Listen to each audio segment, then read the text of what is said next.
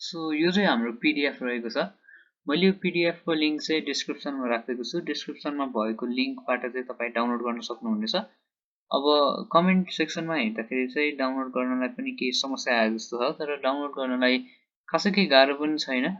त्यो लिंक चाहिँ रिडाइरेक्ट चाहिँ हुने गर्छ, तर हामीले त्यहाँनिर डाउनलोडको अप्सनमा केही समयपछि रिक्याप्चा आउँछ र रिक्याप्चा पछि चाहिँ डाउनलोडको लिंक आउँछ, त्यहाँबाट हामी डाउनलोड गर्न सक्नेछौँ। यदि तपाईले त्यहाँबाट सक्नु भएन भने हाम्रो फेसबुकको पेज छ, मैले फेसबुकको पेजमा पनि यो इमेजेसहरु अपलोड गरेको छु।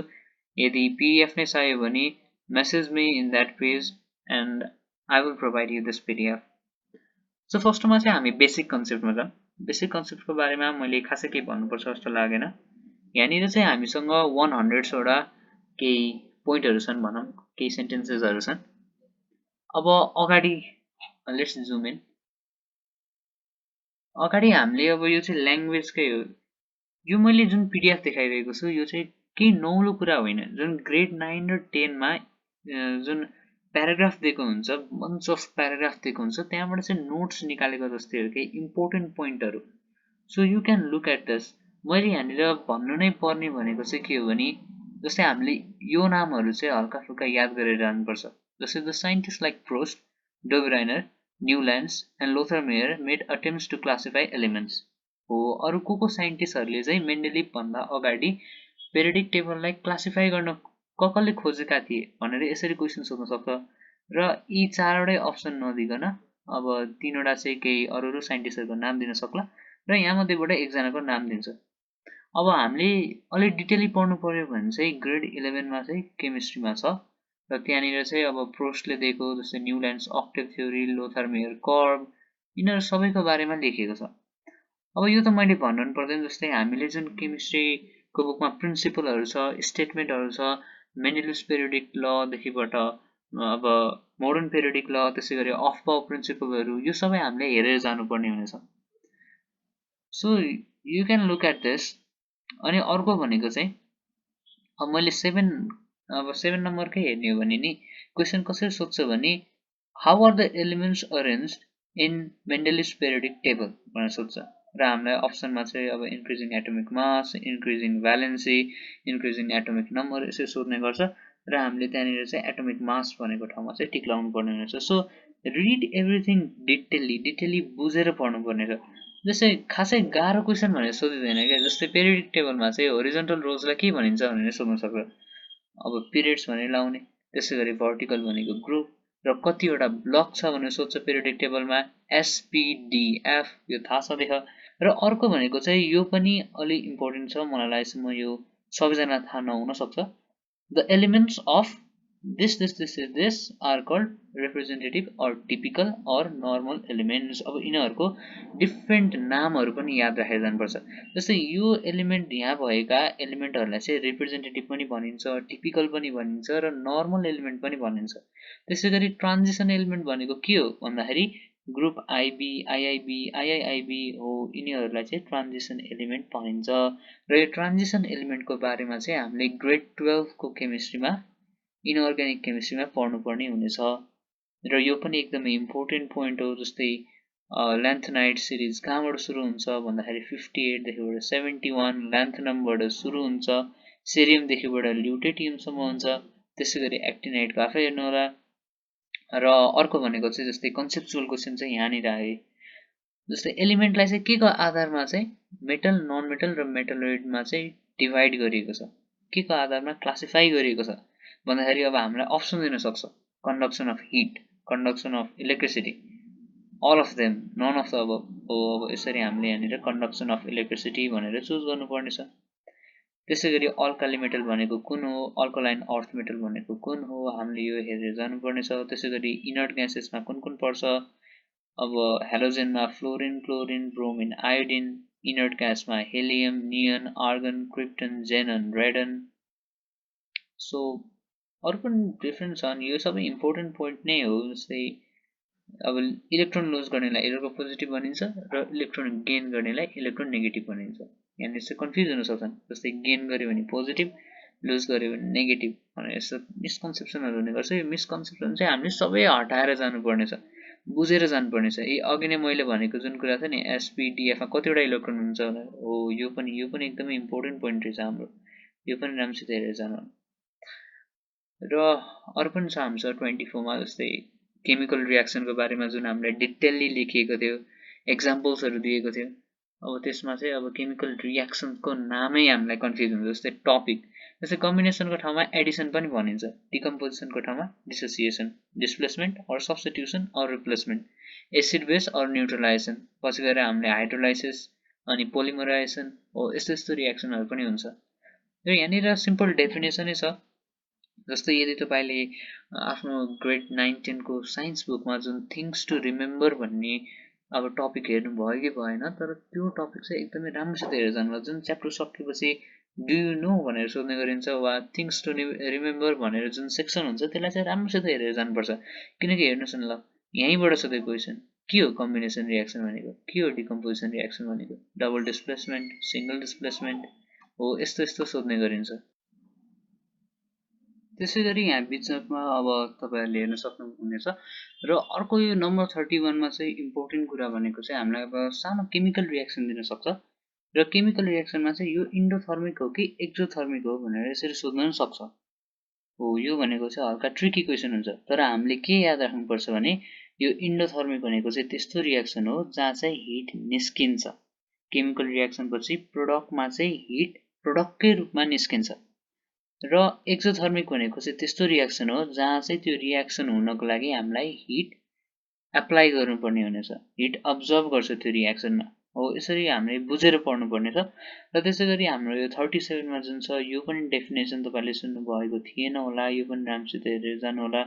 त्यसैगरी यो पीडीएफ मा जे जति कुरा छन् यो चाहिँ सबै एकदम इम्पोर्टेन्ट छ नि, एकदमै इम्पोर्टेन्ट। जस्तै यो नम्बरको जुन यो भ्यालुजहरु छन्, यी भ्यालुजहरु त हामीले कण्ठ पारेर जानुपर्छ। जस्तै एभोगाड्रो नम्बरको भ्यालु कति हो, एभोगाड्रो नम्बर भनेको के हो, अब यो त हामीले कण्ठ नै पार्नुपर्ने हो, 6.0323 into 10 to the power 23 भनेर हो। अब यस्तो कुरालाई त बुझ्ने केही पनि अब यस्तो केही सेन्स त लाग्दैन। अब यो भनेको चाहिँ के हो भने हामीले केमिकल जुन रियाक्सनहरु छ वा न्यूमेरिकल प्रब्लमहरु छ त्यसमा चाहिँ अप्लाई गर्दा गर्दा गर्दा हामीलाई याद हुने कुराहरु। त्यसैगरी यहाँ अरु पनि केही इम्पोर्टेन्ट पोइन्टहरु छन्। जस्तै अर्ग्यानिक एसिड भनेको के हो, इनअर्ग्यानिक एसिड भनेको के हो, यो सबै तपाईहरु आफै हेर्न सक्नुहुनेछ। र अर्को 47 को पनि एकदमै फ्रिक्वेन्टली सोधिएको क्वेशन हो। जस्तै हाम्रो जुन स्टुडेन्टहरु हुन्छन् इन्ट्रान्सको बेला हाइड्रोजन आयन र हाइड्रोनियम आयनको बारेमा चाहिँ कन्फ्युज हुन्छन्। सो यसको बारेमा पनि राम्रोसित हेरेर जानु होला। सो नम्बर 50, यो 50 देखि चाहिँ हामी अर्को भिडियोमा डिस्कस गर्नेछौं। र त्यो भन्दा अगाडि चाहिँ हामी केही एमसीक्यूहरु सल्भ गरिहालौं, कस्तो खालको एमसीक्यूजहरु चाहिँ आउँछ भनेर। सो जनरल केमिस्ट्रीको बारेमा पनि छ। म यो पीडीएफ चाहिँ अपलोड गर्दिनेछु, राम्रोसित हेर्नु होला, राम्रोसित पढेर जानु होला। अब इन्ट्रान्समा राम्रो मार्क्स ल्याउनुपर्छ। इन्ट्रान्सले नै स्कलरशिप पनि डिसाइड गर्छ तपाईले कति मार्क्स ल्याउनु भयो र कति पर्सेन्ट स्कलरशिप पाउनुहुन्छ भनेर डिसाइड गर्ने मेन फ्याक्टर भनेको नै तपाईको इन्ट्रान्स एक्जाम हो। सो मल्टिपल चोइस क्वेशनहरु छ हामीसँग। नम्बर 1 मा हेरौं, क्रोमेटोग्राफी वाज डेभलप्ड बाइ, यो चाहिँ कसले डेभलप गरेको भन्दाखेरि चाहिँ स्वेटले। त्यसैगरी हामीले अब यो अप्सन ए करेक्ट हो भनेर यो क्वेशनलाई छोड्दिने हैन। बी, बोरले चाहिँ के पत्ता लगाए त, च्याडविक भनेका को हुन् हो। अब रोएन्टजेन भनेको को हुन्, यिनले के गरे भनेर हामीले सबै कुरा हेरेर जानुपर्छ, अनि मात्रै एउटा राम्रो अब इन्ट्रान्स दिन सक्ने स्टुडेन्ट भइन्छ। जस्तै नम्बर 1 को हेर्यौं, अप्सन ए भनेर थाहा भयो, अब छोड्दियो भने हुँदैन। यसरी गरेर चाहिँ प्रगति हुँदैन। सो नम्बर 2 मा हेर्न सक्छौं हामीले, bones are made of dash which is slightly soluble in water. So हामीलाई यहाँनिर दुईटा क्वेशन बनाउन सकिन्छ के यहाँबाट। जस्तै बोन्स आर मेड अफ भनेर हामीले अब यसको आन्सर हेर्नु भने calcium sulphate, calcium phosphate, calcium bicarbonate, potassium sulphate, यो तीनटा अप्सन कुनै पनि हैन, यो एकदमै बेकारको अप्सन हो, यहाँबाट केही पनि हुँदैन। अप्सन भनेको चाहिँ बी हो, B is the correct answer, calcium phosphate, किनकि हाम्रो बोनमा क्याल्सियम र फोस्फोरस हुन्छ भनेर त हामीले सुनिराकै कुरा हो। त्यसैगरी अर्को चाहिँ which is slightly soluble in water भनेर सोध्न सकिन्छ। जस्तै क्याल्सियम फोस्फेट चाहिँ स्लाइटली सोल्युबल छ भने हामीले यसरी थाहा पाउन सक्छौं।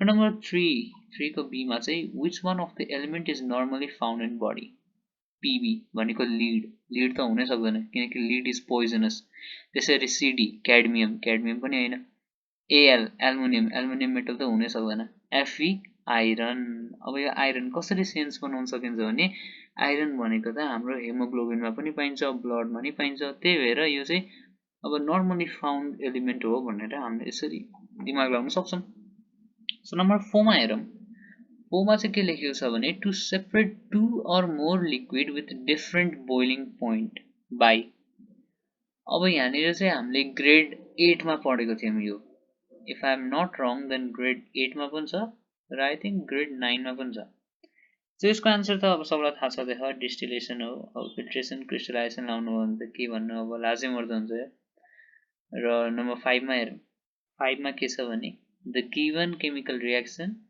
2PbO lead oxide is equal to 2Pb lead plus oxygen यहाँनिर के भएको छ त यो रिएक्सनमा तपाई राम्रोसित हेर्न सक्नुहुन्छ यहाँनिर डिकम्पोज भएको छ जुन यहाँनिर एउटा कम्पाउन्ड छ यो चाहिँ दुईटा लिड र अक्सिजनमा कन्भर्ट भएको छ भनेपछि डिकम्पोज केही कुराले डिस्प्लेस पनि गरेको छैन न्यूट्रलाइजेसन हुनको लागि त एसिड र बेस त चाहिन्छ नै यहाँ एसिड पनि छैन बेस पनि छैन एसिड र बेस रिएक्ट गरेर पनि सल्ट एन्ड वाटर फर्म हुनुपर्छ न्यूट्रलाइजेसन रिएक्सनको लागि एडिसन हुनको लागि दुईटा कम्पाउन्ड चाहिन्छ so you have to think in multiple ways number 6 मा हेरौं ethanol may be produced by growing yeast in sugar solution this process of production of alcohol by using living organism is called यसको answer चाहिँ fermentation हो र म यति कन्फिडेन्टसँग कसरी भन्न सक्छु भने यो चाहिँ हामीले अब OBT भन्ने च्याप्टर जुन अकुपेसन बिजनेस टेक्नोलोजी एजुकेसन होला सायद हो यो यसमा पनि पढेको थियौं हामीले सो जुन केमिस्ट्रीमा हाम्रो क्वेशनहरु सोधिन्छ यो केमिस्ट्रीकै हुनुपर्छ भन्ने छैन हामीले यो डिफरेन्ट डेली लाइफमा सुनिरहेको हुन सक्छौं OBT मा पढेको हुन सक्छौं सोशलमा हुन सक्छ इभन टिभी मा प्रचारमा देखेको हुन सक्छ सो आफ्नो दिमागलाई चाहिँ एकदमै मल्टिपल वेजमा दौडाउन जान्नुपर्छ इन्ट्रान्समा चाहिँ हाम्रो कुनै पनि विद्यार्थीले कति घोक्न सकेको छ भन्दा पनि त्यसले कति बुझेको छ र आफ्नो दिमागमा चाहिँ भएको इन्फर्मेसनलाई चाहिँ चाहिएको बेला अप्लाई गर्न सक्छ कि सक्दैन भनेर हेर्न खोजेको छ सो नम्बर 7 मा जाम नाइट्रोजन कन्स्टिट्युट्स अफ यो त 78% हो 3-4 क्लासको बच्चालाई नै आउँछ र 8 मा ह nitrogen is an important constituent of यो भनेको प्रोटिन हो हामीले बायोमा नि पढ्नु पर्छ यो र क्वेशन नम्बर 9 मा छ camphor from the given mixture of sand and camphor is separated by